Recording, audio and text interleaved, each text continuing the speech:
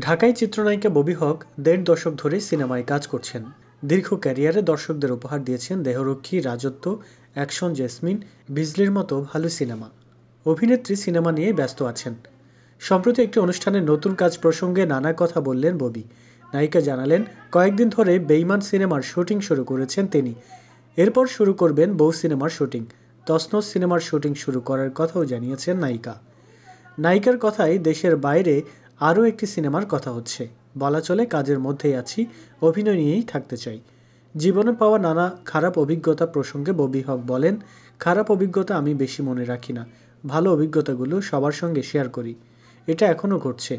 যেমন ঘরে বাবা মা ভাই বোনদের সঙ্গেও খুনসুটি হয়, আবার একটু মনোমালিন্যও হয়ে যায়, যে বিষয়টি খুবই দুঃখজনক। এরকম হওয়াটা উচিত না আসলে।